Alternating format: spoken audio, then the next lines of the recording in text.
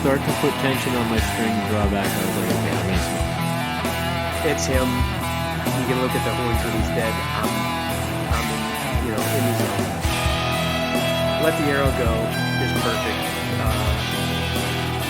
So when they lose their front shoulders, you start, that's how you know they're smoking.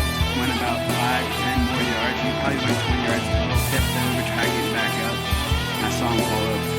We rushed 40 years rods that night. We got like 156 and something like that. And then the next day we came up to 163 even.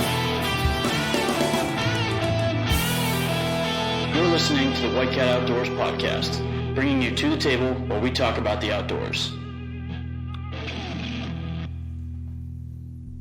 Everybody, we decided to get all the boys together. Me, Luke, Nick, Tom, for this episode. It's episode. Is it 68? No, 70. You better turn around. 70? Is it? No, it's not 70 either. It's not 68 or 70. So I'll tell you what it is, Frank. It's episode 69. we've made it to 69. Big milestone. Glad to be here for milestone. Yeah, we're glad you could be around for this one. We're real glad to. All of us are still glad to be around for 69 episodes. It's a big one. Definitely a big one. We're all excited. Wow, that beer sounded good. Yeah, Frank. it was. It's actually one of our sponsor beers. From NT Brewing. Frank, what are you sipping on? A little Broken Tine? Yep, I'm on the Broken Tine tonight. I'm back over here on the Predator Pale Ale. Yep. Delicious beer from NT Brewing. So thank you. Just to clarify, last week it was BD Brewing. Was that a? They changed their name. Yeah. So now it's NT Brewing. Yeah. Sometimes these things happen. You got to rebrand for certain reasons once in a while. So yeah. So this podcast is brought to you by Broken Tine by NT Brewing Company. Yep. And we love it. We drink as much as we can. Delicious American lager. It is delicious.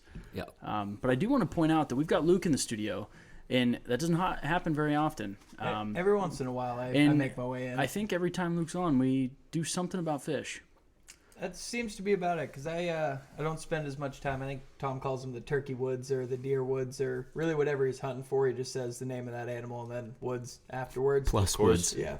So I don't spend as much time as you guys in the animal woods, but I spend most of my time out on the water. The fish water? The fish water, yes. Yeah, I'm going to pick up that. Get out on the walleye water. Yeah, the walleye water, the carp water, the trout water.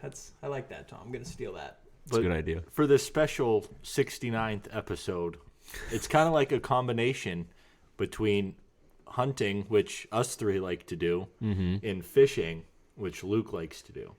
We just meshed them all together, and we're gonna talk about bow fishing a little bit. Shoot some fish. Yep, shooting fish. I mean, how can you find a better sport than hunting and fishing mixed together? You'd look long and hard before you did. You would.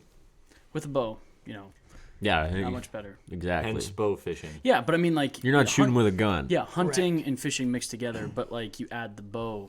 It's archery hunting. Archery hunting. Yeah. That's what I'm getting at. But I'm pretty confident everyone at this table has done it successfully, correct? Oh yeah, we have all harvested. Big time. I actually just the other day I got up for the first time this year and got the first one of the year under my belt. So nice. That was really nice. So I do want to break down. Obviously, I can't take my Matthews off the wall and just head out to the water. Start slinging carbon. You could, but you wouldn't be very successful. Yeah. You might lose an arrow. You might hit some fish. Might go right through them. Yeah. So basically, let's break down what kind of equipment you need, because you need a little bit more than just your hunting rig. So what I actually use, which is, bottom of the barrel, but it still works to fill the barrel on the boat, if you know what I mean. The live well. Well, it's, you're not trying to keep them alive after you throw an arrow. It's a dead well. It's usually so. It's a dead well. It's a 55-gallon barrel that just sits in the boat. It smells really nice, by the way. Especially on a hot summer day. Oh, yeah. Carp don't stink at all. They're really clean fish. Yeah. But good eating, too. Oh, yeah. But I have a old Fred Bear bow. It's a youth bow that I think maxes out at 35 pounds. Which is what you want, correct? You don't want shooting 70 pounds into the water. Yeah, so there's like a happy medium. You want, I would say you'd want to be minimum of 30, but I wouldn't I wouldn't go anything over, max, I'm saying 60 pounds. Because what'll happen, you're shooting a special type of arrow too.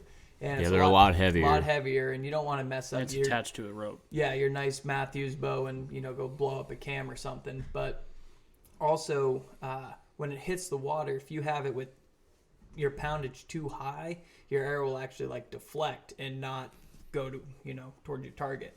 So that's what I'm shooting, and I am at a disadvantage sometimes, only being at that 35 pounds, that if there's a fish, 4 or 5 feet down, if it's a real clear day and you can see that deep, sometimes, my arrow doesn't get a clean pass through and just gets halfway through, and sometimes the fish do get off. But I'd say for the most part, I'm happy with it. Well, you went I guess a cheaper route, and you just took one of our youth bows. Yeah, one of our old ones, and strapped a fishing rig to it. Yeah, I went to it was actually when we still had Gander Mountain in Erie. R.I.P. R.I.P. Gander Mountain.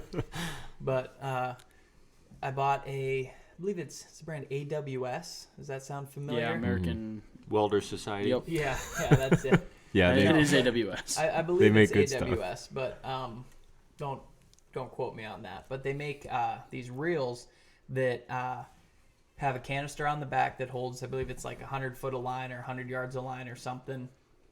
And it's not a ton reel, because you don't really need a lot of line. No, it's not a whole lot, but it's got a built-in reel on it with a brake system, so you can reel the fish back in. You're not gonna, if you shoot a 35-pound carp, you're not gonna be reeling it in with the handle. You pretty much hand line the fish in, and the reel's mainly just to collect your line. Frank actually has a even older fashioned one. It's just got a hand wind. That's right it's on the literally front of just the bow. an 8-inch circle that the line's spooled up on. Yeah, which works just the same. I'm just gonna butt in real quick here. Luke got his W mixed up. It's AMS.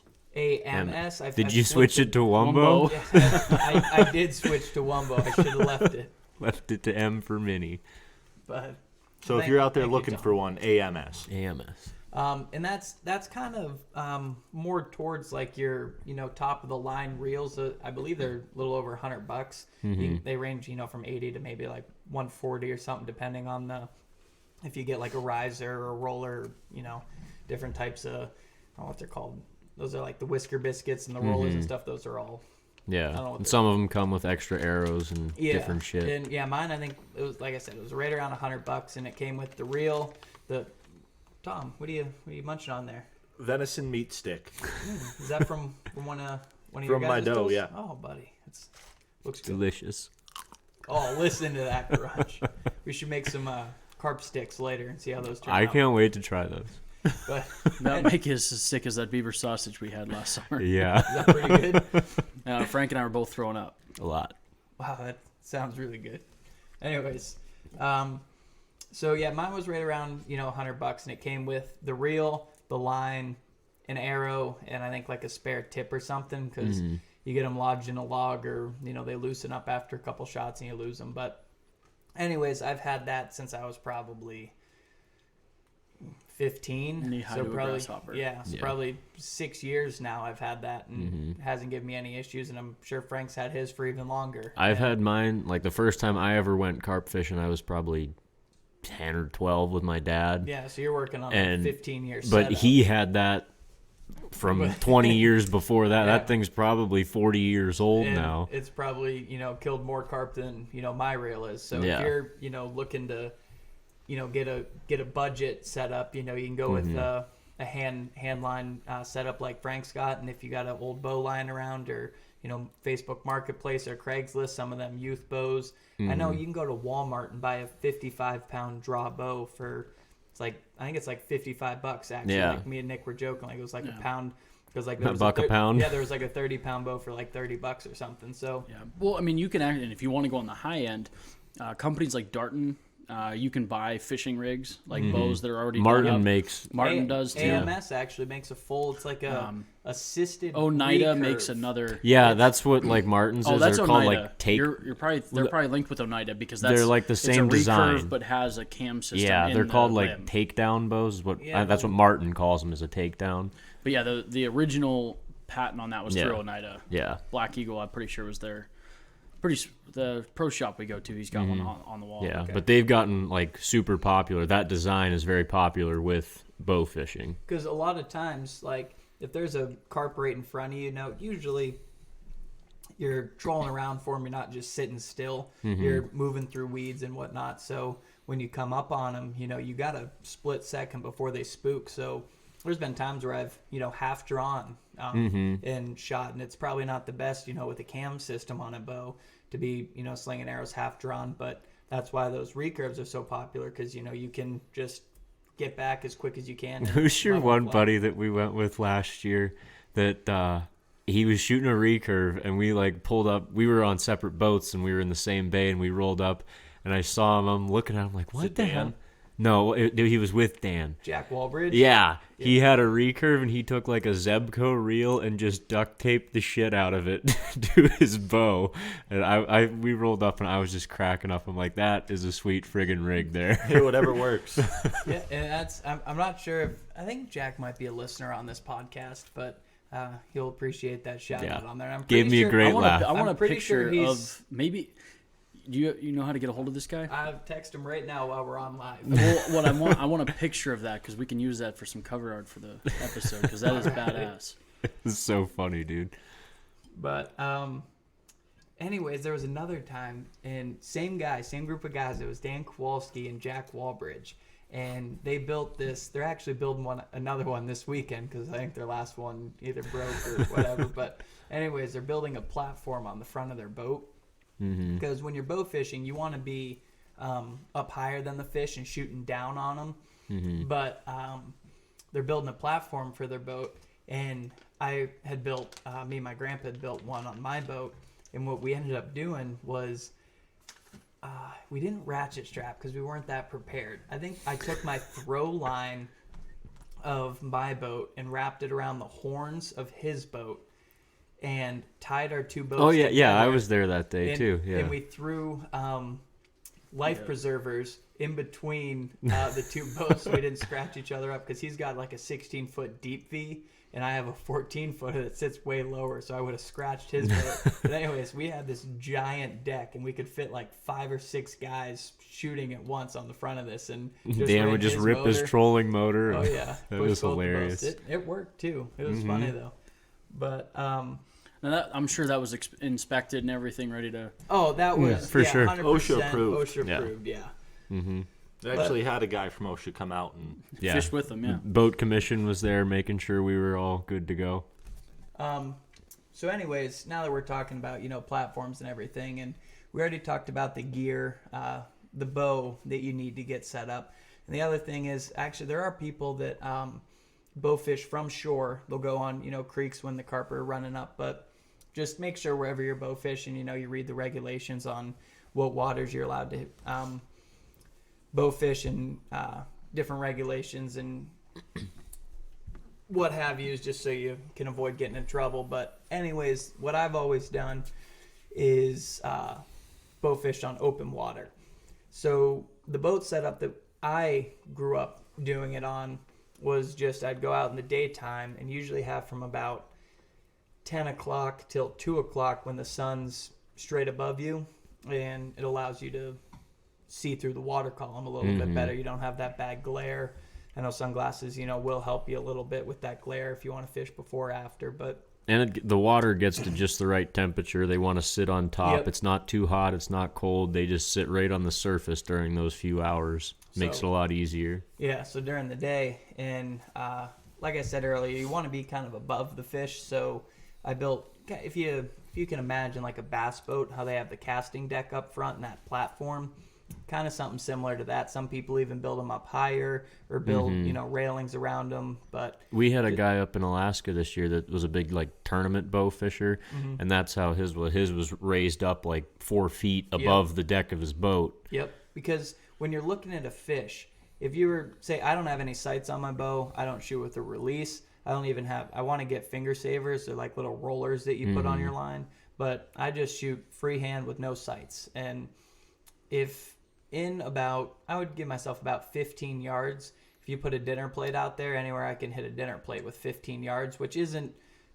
that impressive. There's probably people like, oh, dude, I can, hit a chew can at 25 yards with no sights, but I don't shoot every day. I go a couple times a year. And you just need to hit a carp. Yeah, and usually carp are smaller than a dinner plate, so I'm good. Mm-hmm. Bigger. Or bigger than a dinner plate. Sorry, thanks, Tom. But anyways, so when you're shooting at them, if you actually were to, have sights, look through your peep sight and put your sight right on the fish and shoot, you're actually going to shoot above the fish. So water distorts the image of where that fish actually is.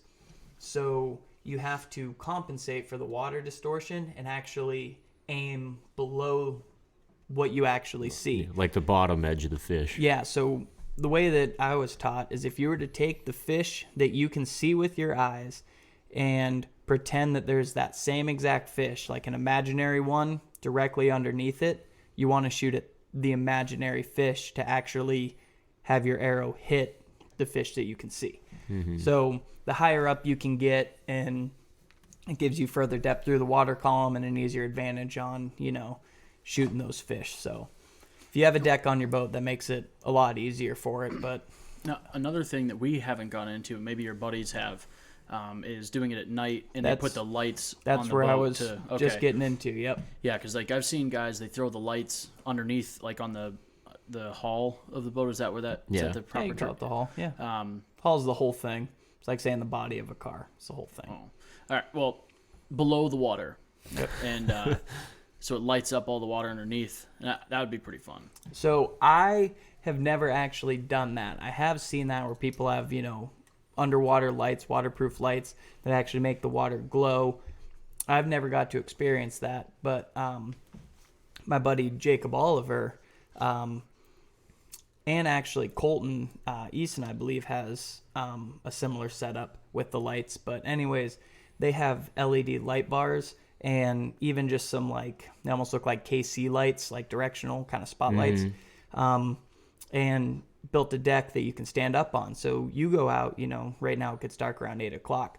So you go out around 8 o'clock and shine the lights on the water to get your visibility versus me using the sun, from 10 to 2. Mm-hmm. So what would be more effective? Is the lights under the water making it glow, or like those big spotlights hitting the top? I haven't done, both of them, so I can't tell you. But what I can tell you is that I have seen pictures of those exact guys, Colton and Jacob, filling 50 carp in a boat in, a couple hours, so I would say that that's a pretty effective, way. And I mean, it's all also location, you can put the best bow fisherman in the world in a lake that has 4 carp in it, and he's not going to do as good as, the average turn of the table guy that has a couple thousand carp in a, in a small area. So another thing, is just area when the carp come in and, when they're spawning. And a lot of people, kind of catch grief for it because there isn't a whole lot you can do with carp. People don't really eat them. Bait.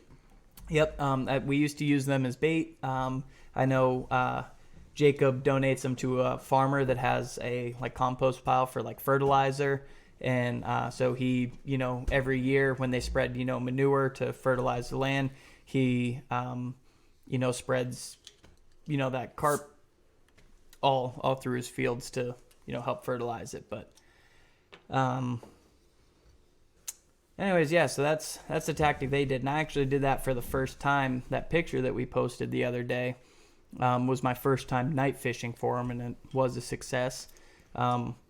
Cassie also got one for her first time going out bow fishing. I think she made maybe 4 shots and got one. Her first 2 were identical. She shot just past, just behind it and just high both times.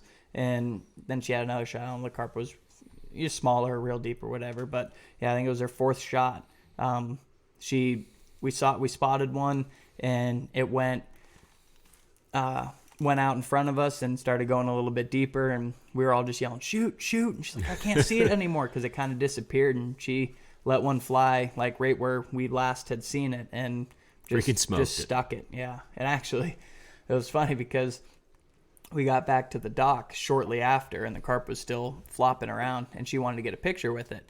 So I reached in the bucket and threw it up on the dock, and it started flopping and flopping. She's like, it's gonna get in the water. It's gonna get in the water, and it did get back in the water and started swimming away and swam in a bunch of circles and actually ended up beaching itself. I'm sure he was a little disoriented. Yeah, I ended up like beaching itself like kind of on these muddy lily pads, and so I drew back again and shot him and brought him back in so she could get her picture with him.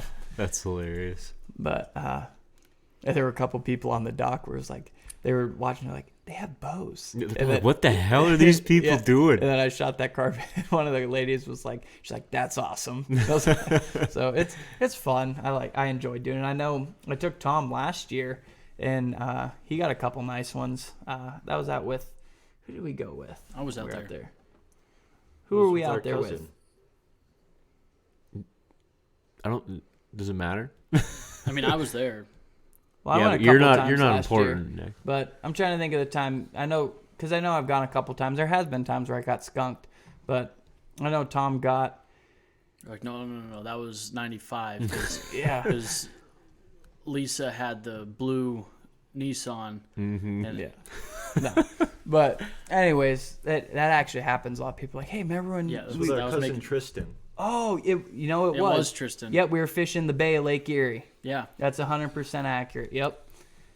So yeah. Anyways, last time that Tommy was out, we had a successful day. We boated a few. So, I think we all, had very successful days. And I know we talked about it a little bit earlier, but about jugging for turtles. Mm-hmm. We used to.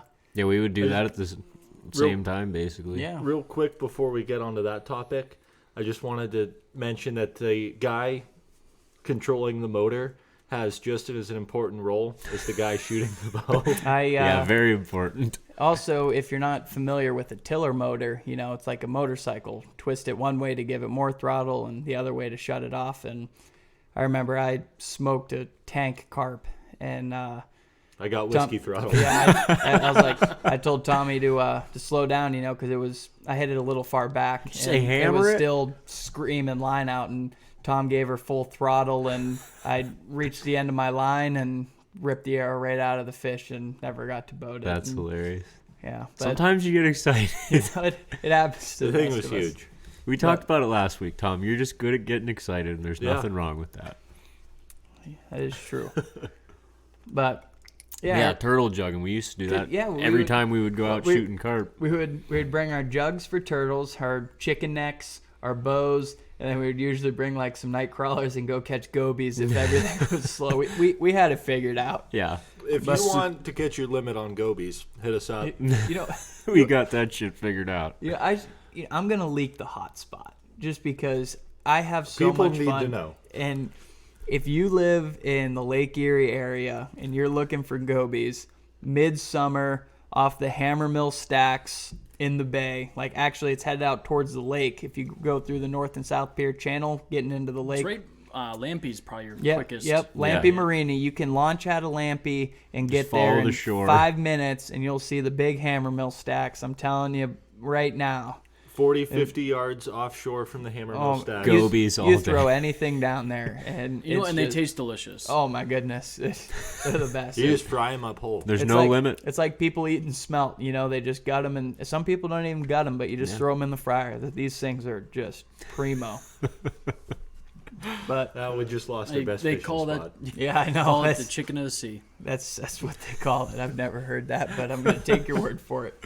But anyways, yeah, we would go out in the morning. We'd get out there, before 10 o'clock. Yeah, because we wanted to be shooting carp by around 10. So we'd get out there, right after light probably, and we'd rig up all of our jugs and throw chicken gizzards out there and chicken necks and liver and whatever else You that want something smelled like crap we could like- find. Really thick and full of tendons. Like chicken necks work really good because Something that they can't just pull off yeah, the line. because really you easy. put meat in there and fish are going to start nibbling at it too. Yeah. But it takes a lot of work to get a chicken neck off of a hook. Oh Takes yeah. a lot of work to get one into a net, Oh yeah, too. especially when you have for turtle fishing in PA, you need a 3-inch shank with a 1-inch inch, gap yeah. from shank to tip. So It's a you're big gonna hook. need Yeah, it's a big hook. you're gonna need It's bigger big than bait. average. Yeah, you're gonna need 3 inches. That's bigger than average. It better be. So So yeah, it's gonna take something big to pull that off. But that's for like kind of ethical reasons. They don't want you, putting something out there and catching, a bunch of painted turtles byproducts. So that's why you have to, use that. But anyways, we'd go out and set those out, then go carp fishing. And if carp fishing was slow, we'd go over to the hammer mill and smack some gobies around. Just to build up your confidence. Oh yeah, yeah. Just then to at see the end something. of the day, you go pick up your turtle Go jugs. collect our jugs. And I remember it was one of the first times out. I think it was the first time we Probably threw jugs. after we, rigged all the jugs up. And Which these were homemade, just like gallon milk yeah, jugs. milk with jugs. fishing. Yeah, in which we learned milk jugs are not the answer because it doesn't matter how many times you rinse out a milk jug. There's still stink. going to get milk in it. There's still milk in there, and it's going to rot, and it's going to smell really bad. So what we ended up doing, because for nice clean storage purposes, we would put our line off the handle, and then I think we put steel leads on them, and then our big hook. And for storage purposes, we would just tuck everything back inside the milk jug and screw the cap on. Good to go. Yeah, and it was good. So your storage was nice. You didn't have line getting tangled everywhere. But when you would pull that line out, that mixed with the lake water and the rotten And the milk. milk. And I'd recommend using water jugs. Yeah, water jugs are like 79 cents a gallon. Just buy a And that bunch comes and with dump 'em water. up. Yeah. Oh yeah. It's So, a deal. So anyways, the first time we were out, We shot a few carp that day too. I think it was actually it wasn't the first jug we came up to, but we went and pulled a couple jugs, and we were pulling up to, one of our other jugs we saw, and I was like, hey, we got one. And Tom was like, how do you know? And I could see like a trash can lid sized snapper like floating like right on surface right next to the jug. I was like, cause It was like 3 feet away. I was like, because he's right there. And He's as just chilling by. yeah, as soon as we got up closer, we shot way down. And I'll tell you what, the first time, that was my first turtle, pulling into a boat. You don't realize like the adrenaline that you will get from trying to pick up a 50-pound snapping turtle with And the the can take your adrenaline the hand turtle off. gets Yeah, when you're with- trying to pick it up. yeah, it's like you're reaching over the side trying to pick up a 50-pound weight with claws and a beak. It's trying to And bite that's you. trying And the to bite boat's you, tipping and over. and the boat's tipping over, and you're Because getting everybody soaking goes wet. to that side of the boat to Oh check. yeah, to see what's going on. You And that can't see it turtle's once trying it to- gets in. You got to Yeah. see it in the water. and it's trying to swim down. So we ended up, me and Frank, ended up grabbing its back legs. Well, and- you made that turtle net. That worked out really Yeah, well. that thing snapped Yeah. immediately. yeah. So I made that. It was a great idea. I had this chicken wire and some line, and I was just gonna set it right underneath it. Basically, Just- you made a basket out of chicken wire and attached a long rope. as Yeah, the it handle. was gonna work foolproof, perfectly. Yeah, Have- exactly. Have you ever been fishing a pier and you like don't have a net and you got a really nice fish and you like the only thing you got's a 5-gallon bucket, so you try and drop it off the side of the pier and fish the fish into a 5-gallon bucket. It just doesn't work. So the basket looked good on paper, but It was all bad. It didn't work. Yeah, it was way bad. So we just had to grab it, and we ended up getting in the boat, and it that hook's down in this thing's stomach because the head on this thing was just like Huge. I'm trying It's to like a think of, softball. It was big. It was that to date is still the biggest snapping turtle I've ever seen in my life. it was enormous. It was retarded. And so I had I believe it was a 75-pound, or it might have been, or not 75-pound. It was either a 75-gallon or a 115-gallon cooler. One of in the those boat. big white igloos. Yeah. yeah. You know the kind. Yeah, holds like lot 5 of cases of beer. Yeah, this thing was A huge. whole limit of walleye. Huge. Huge. So, anyways, we went to place the turtle in the cooler, and not that it didn't fit, Wasn't even it close. wasn't even close. Like Yeah. this turtle laid in there diagonally sideways, and the edge of the cooler was like touching the middle of this thing's shell. Like it was just Half it the was turtle crazy. was still out. Yeah, Yeah. it was huge. So what we had to do to get back, because this was like, we picked up all of our jugs after that, and we're like, we need to get this thing home and, take some pictures and Yeah. make some soup.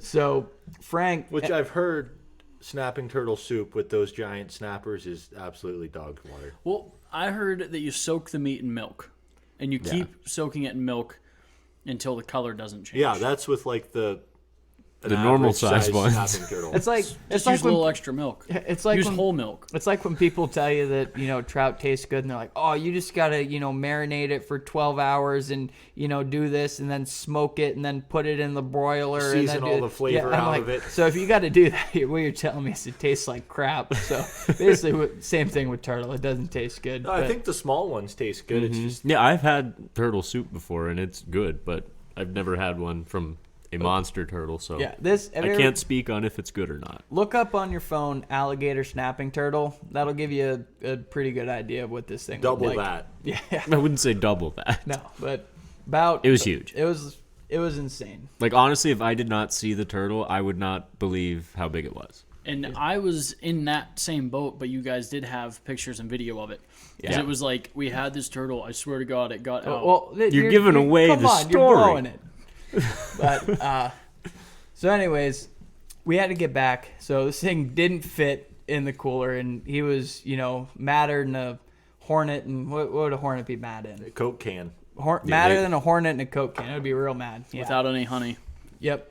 So, You're an idiot. so this thing was real mad, and so it was trying to crawl out of the cooler, and Frank kind of half closed the lid, like as far as the hinge would close, and then just kind of held his feet on it to try and pinch it, but that just didn't work, and the turtle was climbing out of the cooler, and one thing led to another, and we got And it was back- in the boat. Too. Yeah, Like, yeah, and it the was- boat's not shallow. It's a couple feet to Yeah. get up out. It's what? Yeah, so- I bet it's 30 inches to get Yeah. up out of the boat. So yeah, we ended up getting back to shore, What you're loading saying up. is you're going to need a bigger boat. Yeah, we're gonna need a Bigger bigger cooler. cooler. Yeah.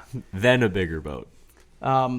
So we ended up getting back to shore, and the turtle had, while we're strapping everything down, climbed out of the boat, and The cooler. the cooler, yeah, and was underneath the seats.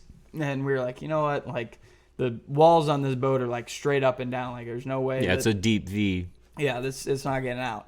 So we're like, we'll just go home and just be careful, when we reach into the boat to unload our gear. There's a big snapping turtle in there. Yeah, we weren't really feeling trying to get this thing back in the cooler. Yeah.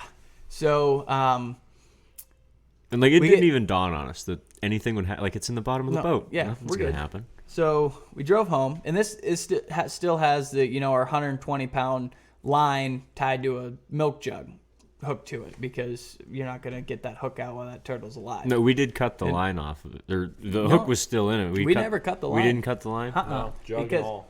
yeah, because That feeds into the story here. yeah, quickly. because I remember. Oh yeah. We get back to the house, and I already called my dad and all my buddies, and We got it. McCain was at the house, waiting to see this turtle, and we pull up the driveway and get out, and like, all right, yeah, be real careful, all because fist bumping, we're like, we don't know, high-fiving. yeah, we don't know where this thing is, we're looking, underneath the seats, and I made this platform at the front. We're like slowly picking it up, and we're like, where is this turtle? What? There's nowhere it could have gone. And we're like, maybe it got out. And we're like, there's no way it could have gotten out. Yeah. And we ended up, counting our jugs, and say we had, 6 jugs or whatever. There was only 5 in the boat, and No turtle. and no turtle. Like, it climbed out of the boat while we were driving with a jug attached, and we were hoping and praying, because we had our name and our address and phone number. Yeah, because written that's on what you this have to jug. do to have a Yeah. legal jug. You have Yeah. to have your license information and all Yep. that on it. So we were hoping that, this thing fell out on the highway or something, it was on the side of the road, and somebody would find it and call us. And to this day, we never did get to eat that turtle or Yeah, do that anything was with it. such a disappointing end to that day. Because It was a perfect day. I'd love to have that shell. We Yeah. shot carp. We, caught a turtle. We smoked gobies. it's a great day. And we had no turtle. Yeah. But that you could make a bench seat for 2 with this turtle shell. It was so big. But we'll have to do some digging and see if I can't find my old Convoy 3 flip phone with the Yeah, the this was a picture long and time video. ago. Yeah. This was before iPhones, back when tigers used to smoke. Yeah. It was a long time ago. So to get just one last little thing, because they're probably tired of hearing how big this turtle was. But It's like the 17 cents a day for our Patreon. Yeah, Yeah. basically. like Which you guys should be signing up for. That's a good point, Tom. Sign up for it. we were in this. I'm not gonna try and give it away. We're in this body of water that had a bunch of logs sticking out You've of already- it where I we were mean, jugging. You've This already is talked different. about the gobies. This is hey, make them put the story together. So there's a bunch Gotta of pay sticks, attention. bunch of sticks that come out of the water, and like I wouldn't say sticks, they're more like logs, with probably 6-inch diameter, some bigger, some smaller. But the head of this turtle, when we came up to the jug, looked like a log sticking out of the water. Like it was It's huge. just a mammoth. But A dinosaur of its time. Yeah. and that's what these things look like. When you pull them up, they got scales and big They smell like claws. a and dinosaur. They do. smell terrible. They got moss growing on Oh, them. yeah, They're they're- nasty. But they're They're almost as they're nasty as powerful. carp. They might even take the cake. Yeah, I don't they know. might. They're But- pretty nasty. They have like a layer of mud and sludge. Yeah, if you got like a nice, if you're listening to me about carp fishing, and I, gave the analogy of a bass boat, the casting deck. If you are, thinking like, oh man, I got an $80,000 bass boat, that'd be perfect for carp fishing. I would invest. Rip the carpet off. I would invest in like a $1,200 boat and designate it just for carp fishing because that's all you're gonna want to do on this boat. Yeah. Buy a couple nose plugs, but they're not that bad. But if you're sensitive to the smell of fish, you're not gonna like carp. Yeah, definitely not. There's this very strong fishy odor. Yeah. It doesn't leave. Like you get slime on a fish, I you think can kind of walleye freaking stink. walleye are just slimy. Yeah, that's because they got so much slime. Like you pick up a walleye and they just start dripping slime. Yeah, and they stink. That's It's just an immense amount of fish smell. But if you ever get like that fish slime on your hands, you can like reach in the lake and get nice in the camera or in the mic, rub your hands together and that slime kind of wears off. If you like do that with carp slime, it's just kind of like Rubbing it in. just like It's like your- lotion. Your hands Yeah. stay slimy. They call it the lotion of the sea. They call a lot of things that I've never heard of, but you're learning me a lot of new things, Nick. Glad I could be here to help. So, I mean that's really about all I got for as far as carp fishing goes. But just You real quick, just we've been talking about carp. Talking about turtles. Yeah, but we turtle just fishing. talked about carps, but the Just- smell of them. real quick, just for like the beginners, when you're just getting out into the turtle water, it's a good idea to mix up. Like I don't really think bait matters. Like A little bit, but As whatever's far- bloody and stinks. yeah, it's not like this is the moon phase with this wind, so they're going to be biting on this today. That's what you think. You haven't spent enough time on the turtle water. What I'm trying to, my point is, you're going to want to try different depths for your bait. Like Yeah. tie a 3-inch leader on some of your jugs, a 2-inch leader on some, a 6-inch leader on some. Foot, Are you saying 2 feet. feet? Because a 2-inch leader on your jugs, just Yes. like it's on your jug. I think you're talking feet. Yeah. More time in the turtle water, Tom. A 2-foot leader, Yes. a 3-foot leader, 4-foot leader, 1-foot leader. And that goes back to depending on if you're fishing 12 feet of water, like Tom said, you gotta explore the water column. Who's uncut angling? What's that guy's name? Aaron Weeb. Aaron, yeah, on uncut angling, you always got to explore the column. Explore the water column. That's what you got to do with these turtles. But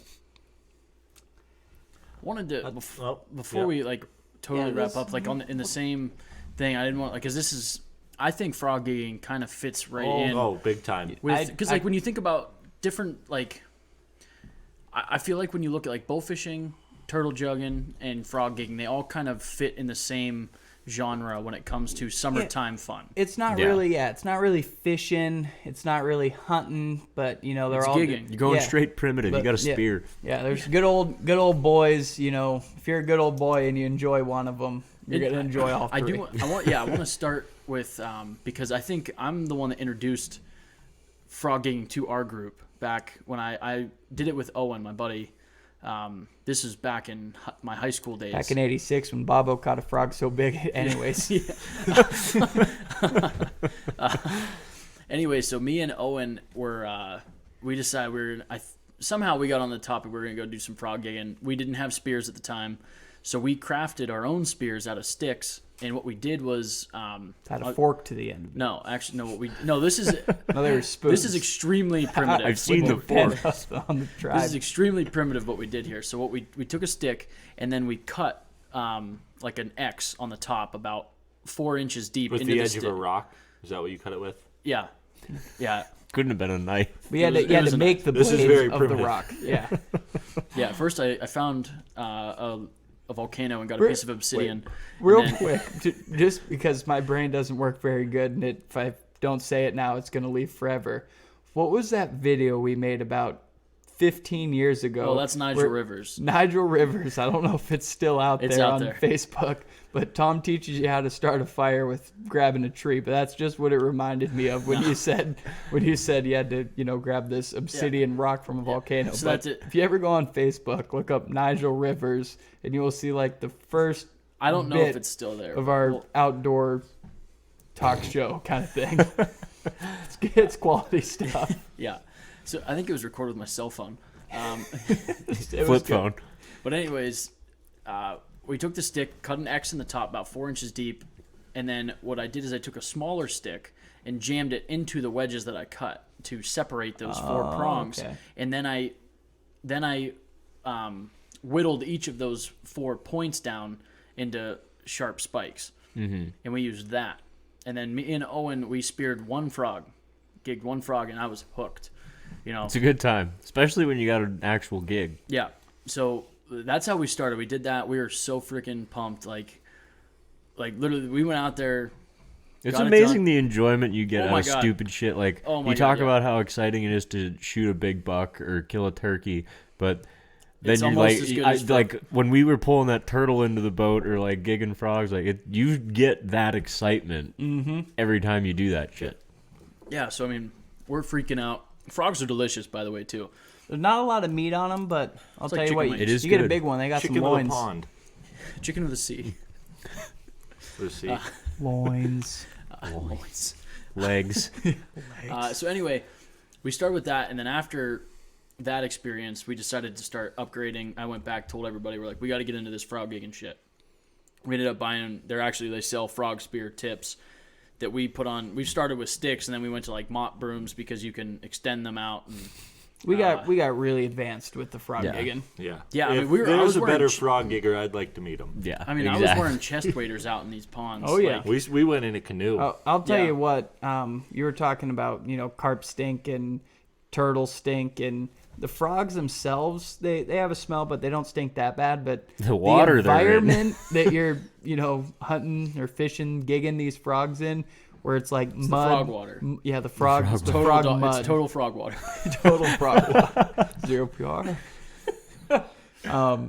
It's just the muck is just. You ever go like 4-wheeling through like that real thick mud and it just stinks that for like gray, the next shitty hour? Yeah, mud. that's where these frogs like to sit.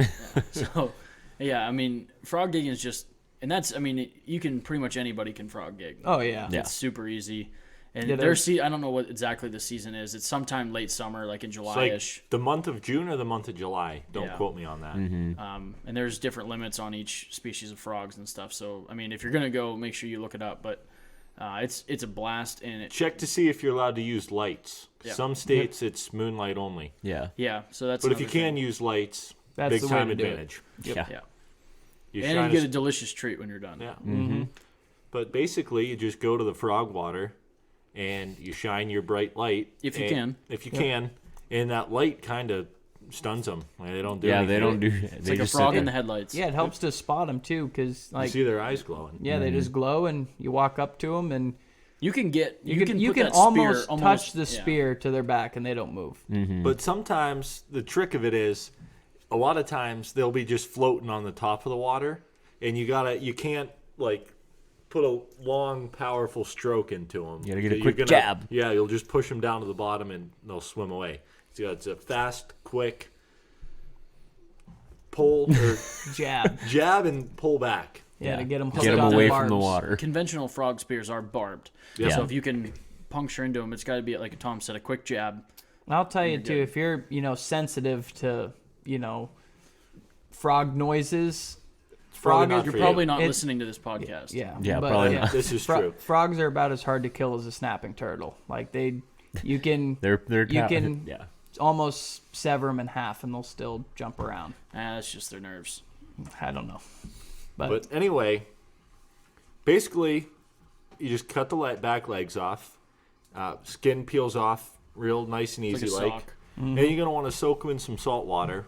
clean them up. Clean them up. And then we've just fried cooked them in them a bunch pan of different with ways. butter Blackened and them Cajun. and- Blacken Yep. them. Squirt a little lemon juice on them. You can bread them, put them right on, just kind of pan fry them. Yeah, Oh, man, they're good almost anyway. They are very good. Yeah, they're not like a trout or anything The else. key to it is soaking them in the brine to get any sort of mucky taste out of them. Yeah, And- because and- sometimes they can taste like mud if yeah. you don't And- soak them and enough. You soak them and just change the water every hour, and do that for a few Couple times, hours, and you're yep. good to go.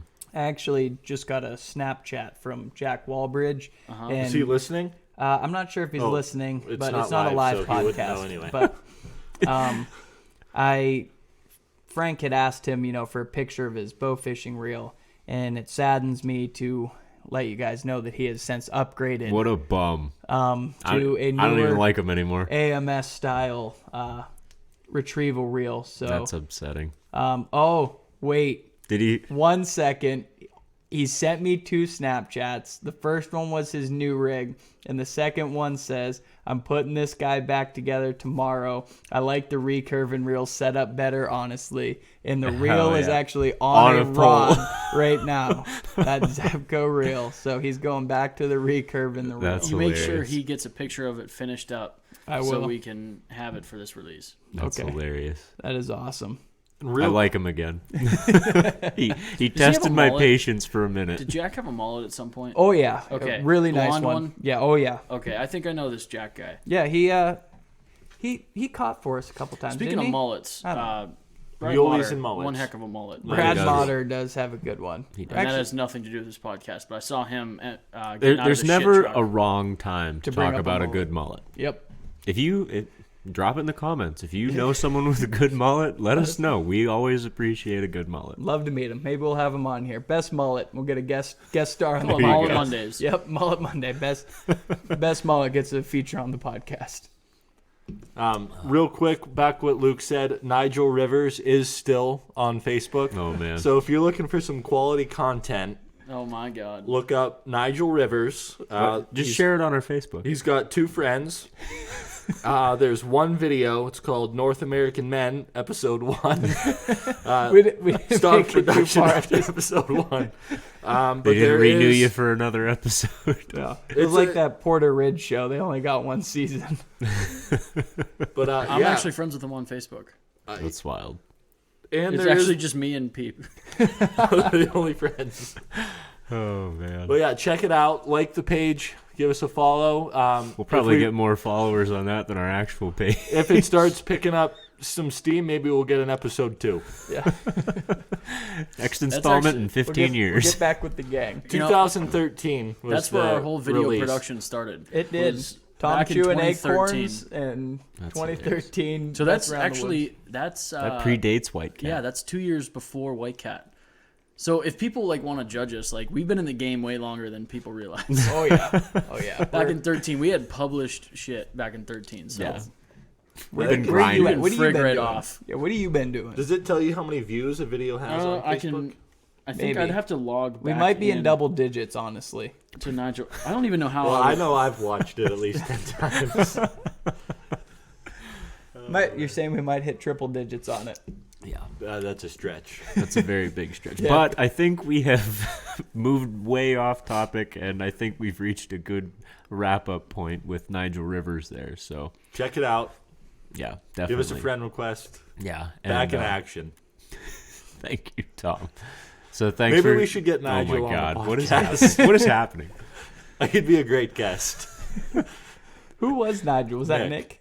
Nick? No, it was Nigel Rivers. What are you talking about? It was Nigel. Oh, buddy. Okay, Luke, we appreciate you coming around. It's great to have you for episode 69. I've said it every time I've been on here, but May 8th, I graduate college, and you're going to be hearing a lot more from me, and hopefully even seeing me on the old YouTube page. Can't wait. As Ben Flack would say, we'll be seeing him. We'll be seeing him. We will be seeing And them. actually, I don't know if this has been brought up yet. Nick, you just made a little purchase, didn't you? I did. Yeah. What you want to tell the listeners about what you just bought and what they can expect in the future? I don't know what you're going to expect. Not Quality much. Well, content. they could expect anything. You know, that's Yeah. their expectations. But what are they going to receive? Well, Nick? I just picked up a Canon HG50. Oh man. Oh, Yeah. it's a camcorder, It correct? is a For the people camcorder. who Yeah, aren't, 4K. you know.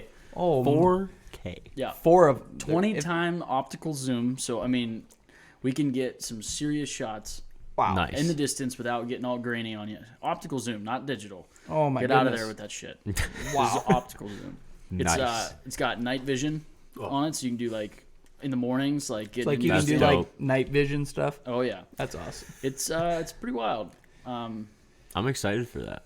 We're gonna be doing some It's full actually- feature films We'll here. talk about more next week when we do our pre-Ohio hunt. But me and Keith are going. The entire hunt is going to be filmed. Me and Keith, because That's I'm awesome. hunting with him the 4 days, so it's gonna be fully. Whether we kill or not, we're gonna produce a video out of Yeah. it. There's gonna be some video. It's gonna be wild. So I That's can't awesome. wait to see it. Can I be in the B-roll? oh god, yeah. There, Tom. It's gonna be at the house. We'll just put it that way. What's gonna Whatever be that the means. The camera. So you can just mess with it all you want. Yeah. No, we're just there'll be plenty of B-roll happening at the house. We should like strap it to a fireball bottle and Oh, I'm not gonna drink. okay. No drinking. Before this podcast gets too derailed, why don't we just get outside? Yeah. Yep.